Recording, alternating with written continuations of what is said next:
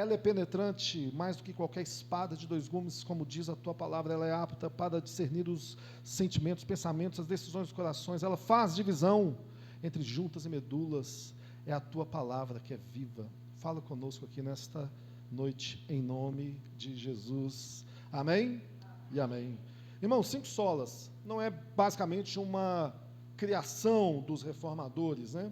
Mas a gente tem ali gerações depois falando sobre isso, né? Eles falam, explicando como que nós podemos ser salvos diante de Deus. E é sobre isso que nós estamos aqui. Porque nós devemos entender que precisamos ser salvos. Se nós já estamos salvos, glória a Deus, mas talvez nós precisamos ainda ser salvos. E a mensagem do Evangelho é poderosa para nos falar sobre isso. Tenho certeza que vocês já ouviram aqui dos 5 solas. Falamos sobre sola escritura, sola fide, sola gratia. Ou seja, somente nas escrituras, somente através da fé, somente pela graça de Deus, por meio de Cristo, que nós somos salvos, e isso tudo para a glória de Deus. O que a Igreja Católica falava na época deste grande barulho, né, do que esses reformadores ou esses pós-reformadores começaram ali a levantar a voz? Diziam, por exemplo, olha, Maria, a mãe de Jesus, ela, podemos fazer intercessão a ela, porque ela, de fato, é uma mulher santa, e a gente sabe que Maria foi uma gigante, uma mulher sensacional. Toda glória a Deus pela serva do Senhor, uma adolescente, que ouve a voz do Senhor, e diz, eis aqui, faça conforme a tua vontade. É uma mulher santa de Deus. Mas a Igreja Católica dizia, você precisa, para a salvação, interceder a essas pessoas, aos santos, a Maria, a igreja, ao Papa. Você precisa pagar a indulgência para que você seja salvo. E aí vem os reformadores e dá um grito dizendo, não! É somente através de Cristo. Por isso que nós vamos focar somente em Cristo. Eu lembro daquele vídeo famoso. Tá ruim?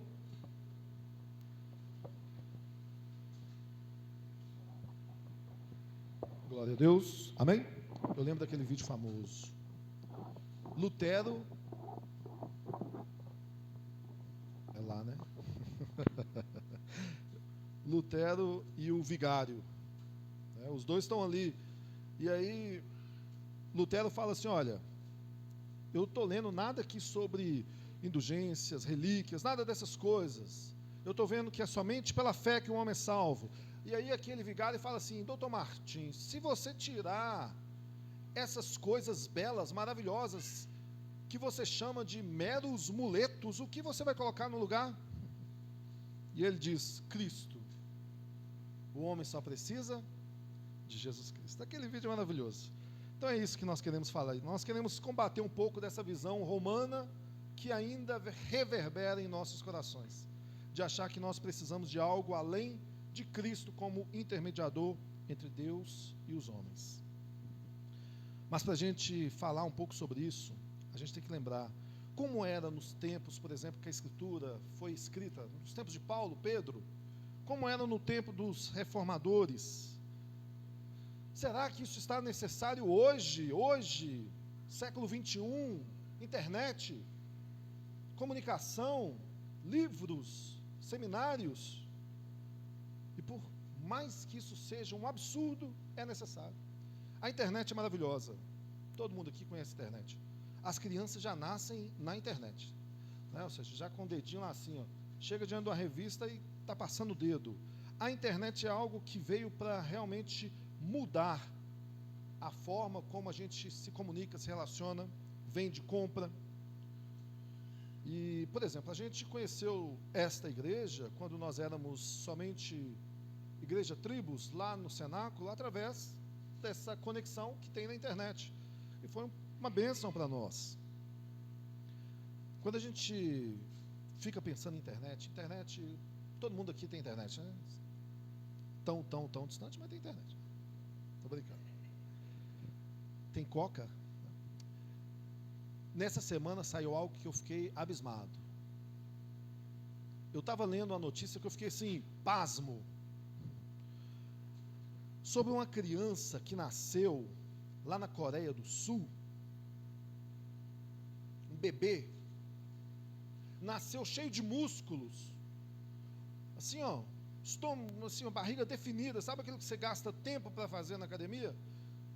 Definida, assim, músculo forte, um bebê. Um dia de vida. Vocês viram isso? Não? Vocês têm internet, não? O único momento que eu vou deixar vocês consultar. Olha, pesquisa aí, eu vou enquanto eu bebo uma água.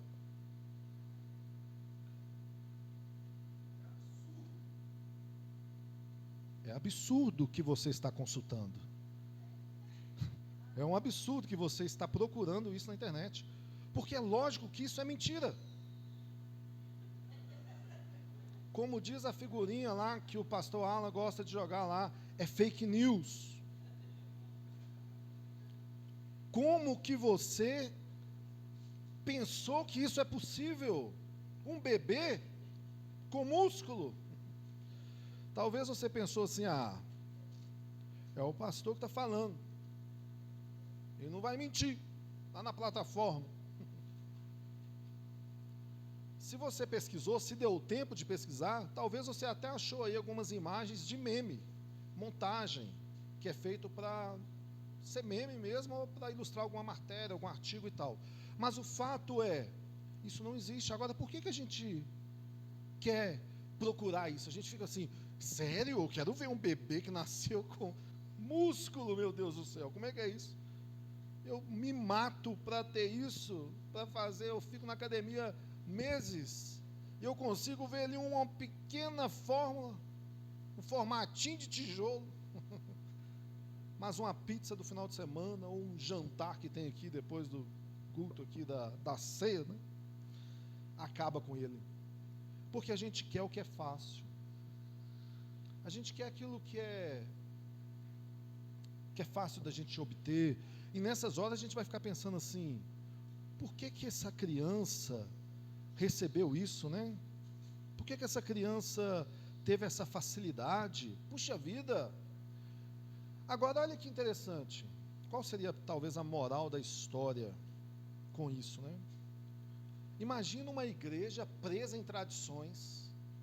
Imagina uma igreja que cresceu ouvindo que o Papa era o intermediador entre Deus e os homens aqui na terra. Imagina uma igreja que cresceu ouvindo que a indulgência no tintilar da moeda fazia com que a alma saísse do purgatório e fosse para o céu. Imagina uma igreja que ouviu desde pequeno, você tem que ir até a mãe, porque o discurso é forte. Imagina o seguinte, você chega lá para uma criança, né, e fala assim, faz isso aí para mim, e aí ela, não vou fazer não.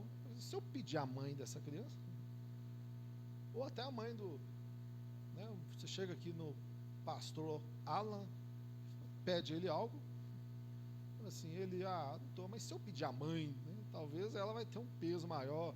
Lógico que tem um peso maior, uma mãe pedindo, o discurso era forte, mas era isso que eles estavam acostumados a ter. Quer receber a sua salvação? Então você vai pedir a bênção aí do Papa. Você vai pedir, você vai interceder com Maria, com os santos, com a indulgência. Você pode até pagar para que um ente querido seu que morreu, talvez aí, você não sabe como, num pecado, está ali preso num purgatório, para que ele seja salvo. Fala que o discurso para quem está preso dentro dessa doutrina não é algo forte. É diante deste cenário que a gente tem aqui um brado começando a soar até os dias de hoje, a gente falando, não, o homem só precisa de Jesus Cristo. Teria um outro problema aqui que eu não quero entrar nele porque seria longo. É uma outra mensagem, um pouco mais demorada talvez, que é o coração do homem. João Calvino, já ouviram falar? Não? João Calvino era um teólogo francês. Estou brincando, lógico que você sabe que é João Calvino, né? Pelo amor de Deus, senão nós vamos falar com, cadê o candidato padre? Dá um cocão nele, mas eu sei que vocês todos conhecem. Nós temos um problema. João Calvino dizia, olha, o coração do homem é uma fábrica de ídolos. E é fato, nós podemos fabricar ídolos o tempo inteiro. Qual que é o grande problema que nós temos na nossa sociedade?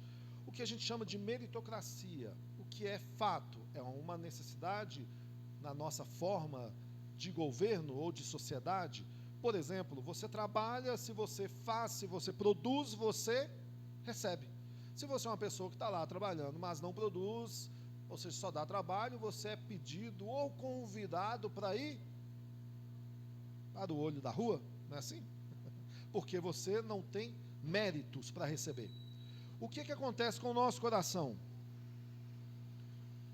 Nós somos acostumados desde criança. Você quer ganhar o presente? Faça as coisas direito. Quer ganhar a mesada? Arrume a cama, guarde os brinquedos. É ou não é assim? Quando você falha com alguém, você falha com o seu marido, com a sua esposa, com seu filho, você pecou. O que você pensa naquele momento? Como que eu vou resolver este problema? Como que eu vou solucionar esse problema? Já sei. Tive uma brilhante ideia. Vou comprar um buquê de rosa. Já viu? Às vezes a gente vê uns memes na internet assim, né? A pessoa com um buquê gigante e fala assim, isso aí aprontou, foi muito. Não é assim? A gente quer compensar de alguma forma. Buquê, chocolate, passeio. Essa mentalidade de resolver problema desta forma é uma mentalidade do mundo, mas que está inclusive entre nós. Vou dar um outro exemplo. Você pecou contra Deus. É lógico, né? A gente peca contra Deus, né? Mas qual que é a primeira coisa que você para de fazer? Orar. Qual que é a segunda coisa, ou talvez um ou outro primeiro? É dia de ceia. Você, eu não vou nem na igreja, porque o diácono vai ver que eu não vou pegar o pão e nem o vinho. Porque você deixa de cear. O que você está pensando nesse momento? Como que eu consigo resolver o problema do meu pecado, da minha falha? Essa é uma mentalidade do mundo. Essa não é uma mentalidade de Cristo. Não, eu ia lançar uma bênção, né? Meu coração desejou, mas eu falei assim, não. Vai, a moto quebra ali, né? Puxa vida. A mentalidade de Cristo, a mentalidade do Evangelho é perdão, é ir até a Cristo, que é o único mediador entre Deus e os homens. Quando a gente peca contra alguém, marido, esposa, filho, alguém, contra um amigo, contra Deus, a gente deve ir primeiro em quem? Em Cristo, porque só há um mediador entre Deus e os homens. Quando a gente peca contra alguém, nós pecamos contra Deus, é ou não é? Ou vocês não creem assim? A Bíblia diz que nós devemos amar ao nosso próximo. Se eu não amo, se eu peco, então, se eu não amei, eu fiz o quê? Eu desobedeci. O princípio parte daí. 1 Timóteo 2,5 diz, porque só há um Deus e um só mediador entre Deus e os homens, que é Jesus Cristo, o homem. Só isso aqui já bastava para a gente falar, amém, vamos orar. Mas eu vou continuar um pouco. O irmão falou ali assim, hoje é vigília, glória, hoje é vigília. Eu vim de tão distante, né? Então, eu não estou com muita pressa. Você vai embora aqui, você vai chegar na sua casa, nós vamos terminar o culto aqui 11 horas, você vai chegar lá 11h10. Estou brincando, irmãos. 10,50 mais ou menos. Toda idolatria que nós temos, ela às vezes é vestida inclusive de piedade. Ela é vestida assim de santidade. Mas ela é condenada nas Escrituras. Vou dar um outro exemplo de idolatria. Eu estou passando por um problema. Não é problema, tá, irmãos? Vou falar isso bem claro. Não é problema a gente orar uns pelos outros. A Bíblia, inclusive, indica isso. Mas se no meu coração eu creio que a oração do pastor Alan é mais poderosa do que a minha, por exemplo, isso já é uma idolatria. Olha só, está vestido de santidade. Vou lá no pastor Alan para ele orar por mim. Espera aí. Nós acabamos de falar que 1 Timóteo 2 diz que só há um mediador entre Deus, que é Cristo. Quando a gente coloca na pessoa, em alguém, esta mediação, nós estamos voltando lá na época de Roma, né? O que estava combatendo os pais da igreja, os reformadores. Nós colocando em alguém uma posição que só pertence a Jesus. Amém? A Bíblia diz sobre os homens: todos estão destituídos da glória de Deus. É fato que depois que nós nascemos de novo, nós não estamos mais destituídos. Amém? Agora nós recebemos do Pai um Espírito que clama: Abba, Pai. Nós recebemos o seu Espírito. Nós somos filhos, porém nós ainda pecamos, como diz quem? João. Todavia, se você pecar, você tem o pastor, a irmã, fulano que benze. Não, está dizendo que nós temos um advogado. Quem é? Jesus Cristo. Quando a gente olha, por exemplo, assim, eu sou uma pessoa justa, estou cheio da unção de Deus, santo, eu nem me misturo com a gentalha, né? A unção da dona Florinda. A Bíblia diz: essa unção de justiça que você acha que tem, Deus chama ela de trapo imundo. Ou seja, ela é rejeitada pelo Pai. Por isso que nós queremos falar aqui exclusivamente sobre Jesus, e somente sobre Jesus, do qual é único, é o homem e Deus mais belo, o homem mais santo que já pisou nessa terra, o próprio Deus. É sobre ele que a gente quer falar. A Bíblia diz que ele era homem, mas ele também era Deus. Para isso, para aqueles que gostam de teologia, né, chamada de união, está alinhado. Irmãos, se eu estou aqui, eu amo animais, hein? Eu amo animais. Eu salvo até o rato quando entra lá em casa, para você ter ideia. Eu coloco numa caixa e solto longe. Eu não quero matar. Então eu tenho lá 4 gatos, 2 cachorros. Não tenho passarinho porque eu não gosto de pôr na gaiola. Mas de vez em quando meus gatos levam lá um passarinho para mim de presente. Eu chego lá, tenho. Outro dia tinha 3 gatos assim parados no escritório assim, olhando para o chão. Eu falei assim: aposto que fizeram coisa errada. E lá o passarinho lá, triste, olhando para mim. Ainda bem que estava vivo ainda, não consegui soltar. Mas eles falaram assim: é o meu presente. Eu amo animais.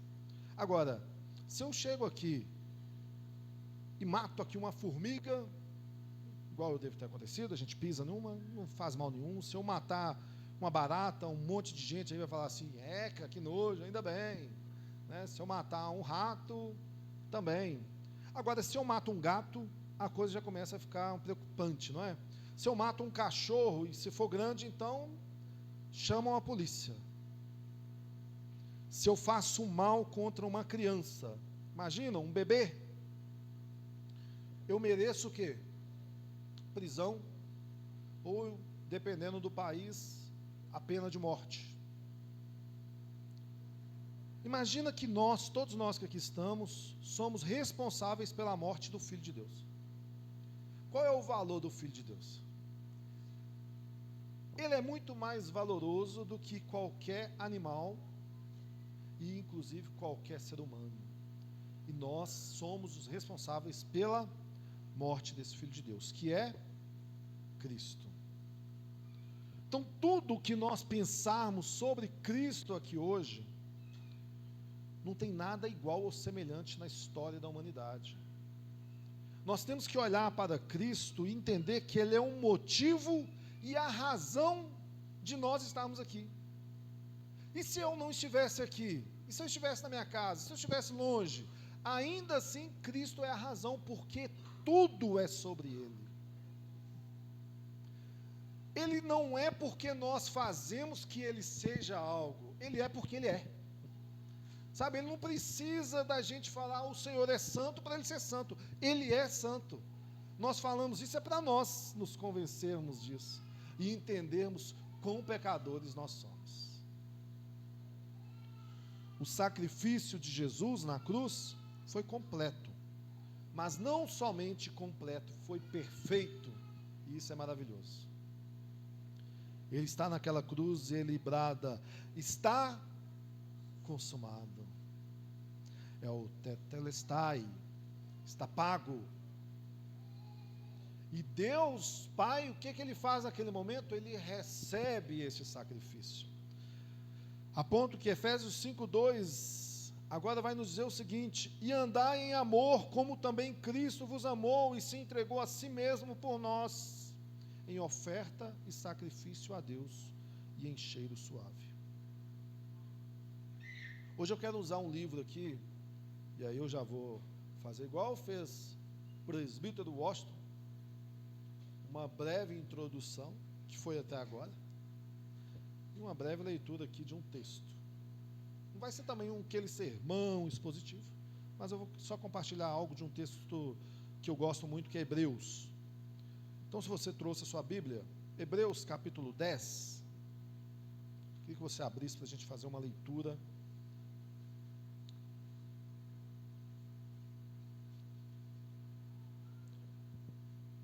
Aparece nesse relógio, nessa tela aqui, quanto tempo eu tenho? Não, né? Não. Você está nem aí.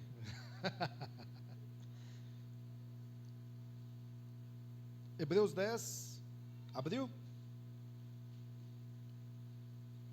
É um livro maravilhoso, nós não sabemos quem é o autor claramente, mas a gente sabe que é um hebreu escrevendo para hebreus, falando somente sobre Jesus, usando toda a história para apresentar Jesus para os hebreus. Versículo 19, capítulo 10. Tendo, pois, irmãos, ousadia para entrar no santuário, pelo sangue de Jesus, pelo novo e vivo caminho que Ele nos consagrou, pelo véu, isto é, pela sua carne, e tendo um grande sacerdote sobre a casa de Deus, cheguemo-nos com verdadeiro coração, em inteira certeza de fé, tendo os corações purificados da má consciência e o corpo lavado com água limpa. Retenhamos firmes a confissão da nossa esperança, porque fiel é o que prometeu. E consideremo-nos uns aos outros para nos estimularmos ao amor e às boas obras, não deixando a nossa congregação, como é costume de alguns, antes admoestando-nos uns aos outros, e tanto mais quanto verdes que se vai aproximando aquele dia. Porque se pecarmos voluntariamente, depois de termos recebido o conhecimento da verdade, já não resta mais sacrifício pelos pecados, mas uma certa expectação horrível de juízo e ardor de fogo que há de devorar os adversários. Quebrantando alguém a lei de Moisés, morre sem misericórdia, só pela palavra de 2 ou 3 testemunhas. De quanto maior castigo cuidais vós, será julgado merecedor aquele que pisar o Filho de Deus, e tiver por profano o sangue da aliança com que foi santificado, e fizer agravo ao Espírito da graça? Porque bem conhecemos aquele que disse: minha é a vingança, e eu darei a recompensa, diz o Senhor. E outra vez o Senhor julgará o seu povo. Horrenda coisa é cair na mão. Este é um dos livros mais fascinantes que tem nas Escrituras. O autor, ele destaca aqui um solos Cristo. Ele começa, por exemplo, dizendo como que Deus começou falando ao seu povo pelos profetas e de muitas maneiras, mas agora ele nos falou pelo Filho, a quem ele designou herdeiro de todas as coisas, e a quem também, por quem ele fez todo o universo. Irmão, isso é maravilhoso. Jesus é o resplendor da glória de Deus, a expressão exata do seu ser. Ele sustenta todas as coisas pela palavra do seu poder. Nós que estamos aqui, míseros mortais, comedores de feijão, estamos diante de um Deus que criou todas as coisas. Deus em Cristo. Cristo é muito mais real do que esse púlpito que nós estamos vendo aqui, ou essa cadeira que você está sentado. Isso tem que ser a verdade que queima no seu coração. Todos os domingos nós temos a oportunidade de nos reunir como igreja. Todos os domingos. E compartilhar, pela misericórdia de Deus, da vida de Cristo, da adoração, da comunhão, como nós estamos fazendo aqui agora. E tudo isso porque nós temos um novo e um vivo caminho que é Jesus. Mas quando a gente começa a ler esse texto aqui com mais atenção, o versículo 22, ele salta para nós com um asterisco, né? Ou seja, preste atenção, porque esse versículo, ele tem o poder de nos assustar. Ele vai ter recomendação, exigência, observação. O fato é que a gente às vezes lê isso aqui e vai pulando e só pensa assim: eu sou de Deus, eu quero é Deus, né? Não importa o que vão pensar de mim, também, eu quero é Deus. Mas olha o que esse texto está dizendo. Nós que agora somos de Cristo, como que nós devemos nos portar? Como que nós devemos nos reunir? Como que nós devemos estar aqui diante do Senhor? Olha só o versículo 22. Fala assim: com o coração sincero. O que mais? Tendo plena certeza da fé. Ter o nosso coração purificado da má consciência. Ter o nosso corpo lavado com água limpa. E diz mais: sem vacilar. Fala também, você deve manter a confissão de fé inabalável na esperança. Só esse versículo já deve servir para você, para nós, para todos que estamos aqui, nos fazer aquela reflexão. É assim que eu estou diante do Senhor, na comunidade, na Assembleia dos Justos? Spurgeon, pregador, príncipe dos pregadores, ele diz o seguinte: olha, você se prepara para ouvir um sermão? Aí eu posso repostar, né, a palavra da moda. A mesma pergunta: você se prepara para ouvir um sermão? Porque o pastor Alan, candidato, padre, ele se prepara para pregar um sermão. Ou ele chega aqui, abre a Bíblia aqui e fala: Senhor, fala. Não, aqui ele está falando demais, aqui ele está falando muito difícil. Não, caiu na genealogia. Calma, irmãos. Vamos chegar aqui num livro. É assim não, né? Ele se prepara, ele lê o texto, ele pesquisa o texto, ele entra no texto, o texto fala com ele, e ele fala com Deus, e ele vai, ou seja, tem toda essa preparação. Todo pregador tem esse momento aqui de preparação. Mas e a igreja, se prepara para ouvir o sermão? Olha só, todo dia a gente pega carro e vai aí na estrada, ou pega ônibus, metrô. quando a gente está caminhando, a gente vê diversas placas, das mais variadas. Por exemplo, no metrô vai ter lá, ó, cuidado ao abrir a porta, cuidado com o vão, ou seja, não sente ali, porque ali é lugar de preferencial, não aperte aqui, não passe ali, quando você está dirigindo, então, não entre, não fica à direita, proibido ultrapassar, proibido isso, proibido aquilo. Quando você tira a carteira, você observa isso tudo, mas depois de um tempo, você começa a ficar automático, né? Nem olha, aquelas placas que estão ali, você nunca para, por que alguém colocou uma placa dessa? Que absurdo olhar o vão, até parece que eu vou entrar e vou cair aqui no vão aqui do trem, todo dia cai alguém. Aquela placa que tem assim, na porta do elevador, antes de entrar no elevador, verifique se o elevador está aí. Você fala assim, que absurdo, lógico que vai estar aí. Na geração, então, que não tem olho, né? É o que mais acontece, pessoas caem, pessoas morrem, e nós, muitas das vezes, ignoramos isso tudo, porque a gente pensa, nunca vai acontecer nada comigo. A gente entra no avião, não quero nem saber quem é o piloto, eu quero é chegar em tal lugar. Você entra no ônibus, peguei um ônibus, o motorista, a quinta série bate no você, né? Você está atrasado, pode correr. Só crente não tem medo de morrer, né?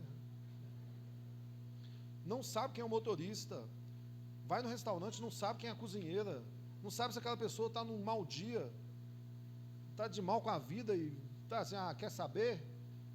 Ou seja, vou colocar aqui, ou seja, qualquer coisa. Ou o motorista, eu estou com raiva, vou pegar um atalho aqui na ribanceira. A gente não confia, a gente não acha que essa coisa vai acontecer. O filme Titanic,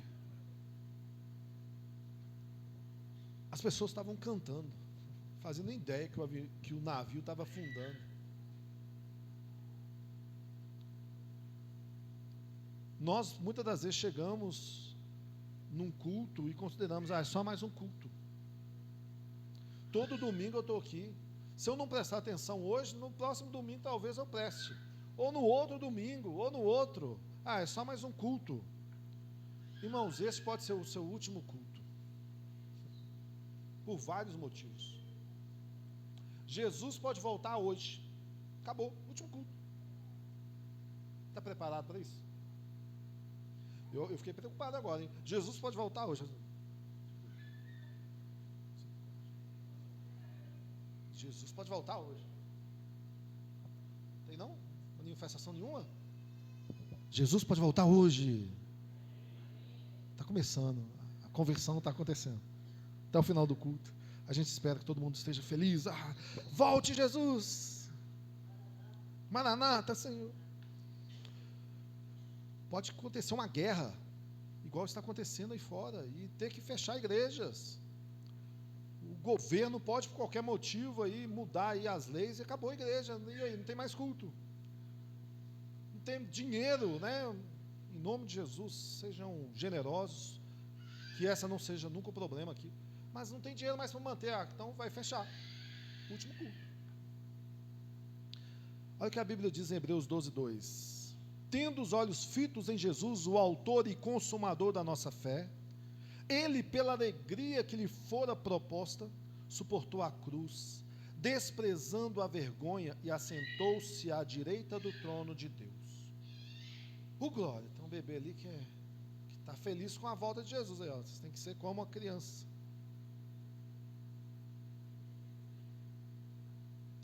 Quando a gente olha o que as pessoas, né, que nos compartilhou a fé, o que elas olharam para a vida delas e fizeram, elas consideraram, como Paulo disse, eu considero a minha vida como nada, para que eu possa alcançar a Cristo. Em outras traduções ele diz, eu considero a minha vida como esterco. Aquelas pessoas, os cristãos, os primeiros, a Bíblia diz que eles foram presos, perseguidos, estavam sendo mortos, dilacerados, e são essas pessoas que estavam dizendo: olha, eu considero a minha vida como nada, para que eu possa ganhar a Cristo. Lá em Hebreus 11:35 diz assim: houve mulheres que pela ressurreição de Cristo tiveram de volta aos seus mortos. Alguns foram torturados e recusaram ser libertados para poderem alcançar uma ressurreição superior. Outros enfrentaram zombaria, açoites. Outros ainda foram acorrentados e colocados na prisão, apedrejados, cerrados ao meio, postos à prova, mortos ao fio da espada. Andaram errantes, vestidos de peles de ovelha e de cabras, necessitados, afligidos e maltratados. Essa é a igreja que derramou o seu sangue para que nós crescêssemos hoje. É o que diz Tertuliano, um dos historiadores da igreja. O sangue dos mártires era o quê? A semente da igreja. Então essas pessoas doaram as suas vidas, deram as suas vidas. E aí a gente pergunta para os cristãos de hoje. Os cristãos de hoje muitas vezes falam assim: olha, eu amo a minha vida, hein? Eu não quero tratar tudo como esterco, não. Eu custei comprar o carro.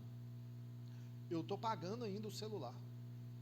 A minha casa, ela é muito especial para mim. Eu não considero tudo como esterco, não.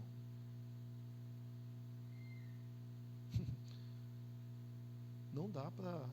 Assim, a doutrina da graça, ela é fácil, né, de se dizer, né? Mas ela é difícil de se engolir, porque ela vai tratar do evangelho. Só para eu saber, que hora que termina o culto? Eu vi vários... Eu te pergunto, como que nós temos tratado a fé? Como nós temos tratado a vida cristã? O que Cristo de fato representa para as nossas vidas? É apenas mais um culto? É um hobby? É um clube? Ou ele realmente é a nossa vida? Sabe como que você responde isso? Respondendo para você mesmo, como que você gasta a sua vida? Como que você gasta seu dinheiro? Seu tempo? Suas prioridades? O que é prioridade? Pastor Alan coloca lá no grupo: hoje é um dia de oração. Nós temos... Tem necessidade aqui de oração, pastor Alan? Nós precisamos orar. E nós não vamos fazer aquela corrente de oração que vai começar às 8 horas e vai terminar às 8 horas do outro dia. Nós só vamos fazer algo aqui simples, de 8 até 9h30. Você pode vir orar? Aí entra a resposta sua a isso aqui. Como que você prioriza? Bom, deixe-me pensar, né? Se você já está pensando, já pelo menos tem gente que nem pensa, simplesmente ignora a mensagem. Não, mas hoje eu tenho academia nesse horário. Eu sei que a academia vai até 11, mas só que 11, 10 horas fica mais cheio, então não vai dar. Não, hoje eu trabalhei, né? Então, como se o pastor Alan tivesse ficado o dia todo no clube, né? Como que você prioriza aquilo que é chamado? Vamos orar? Porque quando você quer um celular novo, o que você faz? Você planeja. Eu tenho dinheiro? Não. Puxa vida. Vou passar no cartão. Vou entrar no carnê.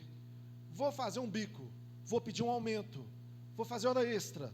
Vou vender o que eu tenho. Vou fazer alguma coisa. Isso é uma prioridade. Você dá um jeito. Se você não consegue fazer isso, quando relacionado à fé, alguma coisa está errada e você precisa de arrependimento.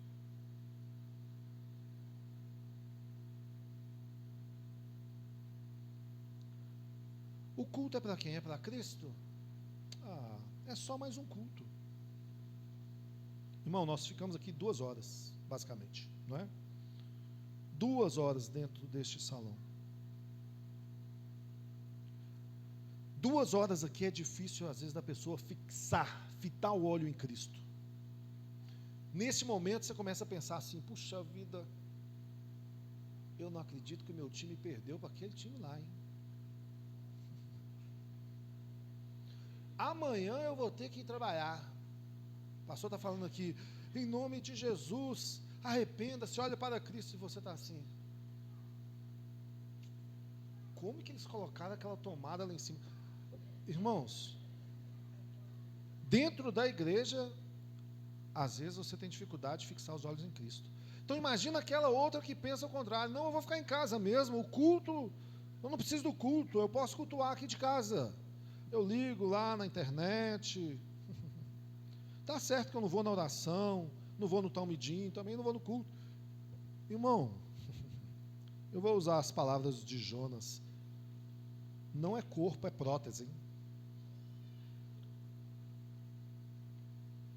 Não consegue fazer na igreja, fixar os olhos em Cristo, vai fazer em casa? Eu duvido.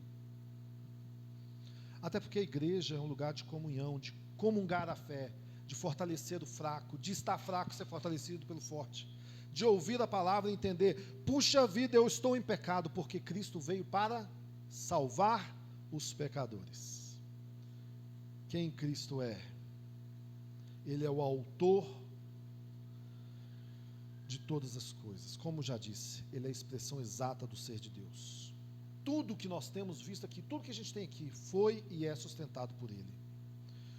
O Pai diz sobre ele, em Hebreus, o seu trono subsiste pelos séculos dos séculos, e o cetro de justiça é o cetro do teu reino. Tudo é obra das mãos dele, tudo. Nosso Cristo, Jesus, ele é divino e ele é eterno. Ele é o verdadeiro Deus, ele é a verdadeira vida e a verdadeira vida eterna. Ele é glorioso, ele é o verbo de Deus. Ele é imutável, como está escrito em Hebreus 13:8, ele é o mesmo ontem, hoje e sempre. Ele é o Salvador dos homens. É por isso que nós declaramos sempre, ele morreu uma morte terrível de cruz, vergonhosa, humilhante, para que eu e você fôssemos salvos dessa condenação, que nós éramos merecedores. Ele é totalmente poderoso para nos salvar. E a Bíblia diz, ele não divide a sua glória com ninguém. Com ninguém. De forma que sabemos, ele é sim sábio, manso e humilde. A gente vê aquele filme, As Crônicas de Nárnia, ou lê o livro, nós temos Aslan, né? Aslan é o nosso candidato padre. Aslan, tipificando ali Cristo. Ele é um leão.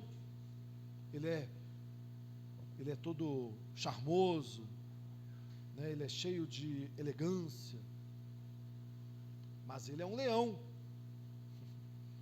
Um leão não domesticado, que dá medo. Já ouviram o rugido de um leão?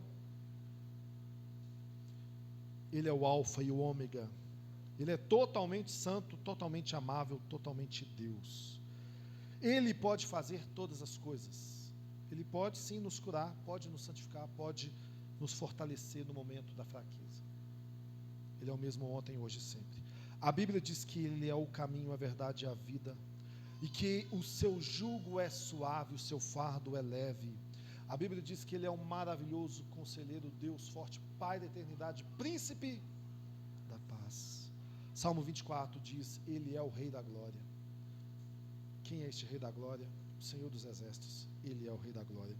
Hebreus 2, 1 e 2 diz assim, portanto convém nos atentar com a mais diligência para as coisas que já temos ouvido, para que em tempo algum nos desviemos dela. Vocês estão ouvindo isso? Em tempo algum, não desvie dela. Porque se a palavra falada pelos anjos permaneceu firme, e toda a transgressão e desobediência recebeu aquela justa retribuição, quanto mais nós, que temos ouvido a palavra do próprio Deus, né? Quanto mais nós. Quando a gente olha para o autor de Hebreus, o que ele está alegando aqui nesse texto que nós lemos? Primeiro, que nós devemos pensar em como estimular uns aos outros a permanecer firme na fé, não abandonando, por exemplo, a prática de reunir, como muitos o fazem. Ele lembra, olha como nós estávamos sendo mortos, né? Então por isso, fite os teus olhos em Cristo, Porque se ele não for o seu bem maior, com certeza o ídolo que está no seu coração vai ser. O versículo 26, ele diz algo que é interessante. Porque se pecamos voluntariamente depois de termos recebido o conhecimento da verdade, já não resta mais sacrifício pelo pecado. Ou seja, a lei matava quem não rejeitava ali as palavras de Moisés, com 2 ou 3 testemunhas. E aí o versículo 29 diz assim: de quanto maior castigo cuidais vós, sendo julgados merecedor aquele que pisar o Filho de Deus, e tiver por profano o sangue da aliança, com que foi santificado, e fizer agravo ao Espírito da graça. Então quem rejeita o Filho tem uma punição maior. Agora, para quem quer se arrepender e tentar ter uma vida de meditação ao Filho de Deus, de adoração, de entrega, de renúncia, pelo alto preço que foi comprado, a Escritura diz: olha, você deve ser imitador de Cristo. Você vai ter a bênção de Deus, você vai ter o apoio de Deus nessa caminhada, porque a palavra de Deus diz que aquele que começou, ele vai terminar. Hebreus 13, 20, para mim terminar, diz assim: oro ao Deus de paz, que pelo sangue da aliança eterna tornou a trazer dos mortos o nosso Senhor Jesus Cristo, o grande pastor das ovelhas, que vos aperfeiçoe em toda a boa obra, para fazerdes a sua vontade, operando em vós o que perante ele é agradável por Cristo Jesus, o qual seja a glória para todos sempre. Amém. Isso é maravilhoso. É Ele que vai aperfeiçoar em nós, é Ele que está fazendo isso. Você por sua força não consegue, mas você sem tomar atitude, existe uma linha tênue entre a ação de Deus, a soberania de Deus e a responsabilidade humana, coisa que sabemos que é difícil de nós entendermos com a nossa limitação, mas nós somos chamados à santificação. Deus não vai santificar-se você que se santifica. Deus não vai orar, ler a Bíblia por você, é você que o faz. Você deve fazer. Amém? Você deve buscar. Sobre Jesus, esse nosso Senhor e Salvador, o Pai falou assim sobre ele: olha, esse é o meu Filho amado, em quem me comprazo, a ele vocês devem ouvir. Moisés tinha dito a mesma coisa sobre ele: olha, vai vir um profeta, a ele vocês devem ouvir, que é bem maior do que eu. João Batista, quando viu ele chegando lá naquele batismo, fitou os olhos nele, apontou e disse: eis o Cordeiro de Deus que tira o pecado. Pedro, em um momento, ainda não depois da ascensão de Cristo e a vinda do Espírito, naquele momento ainda de preparação, quando questionado, ou seja, quem dizem os homens ser o Filho de Deus? Alguns dizem: tu és João Batista, outros dizem que tu és um dos profetas, e vocês? Pedro diz: tu és o Cristo, o Filho do Deus vivo. Sim, irmãos, Jesus, Ele é essa salvação ampla, completa que nós precisamos. Como Paulo diz, Ele é a tão grande salvação que nós precisamos. E Hebreus 5,9 diz: e sendo ele consumado, veio a ser a causa eterna da salvação para todos que lhe obedecem. Quem nós somos aqui hoje?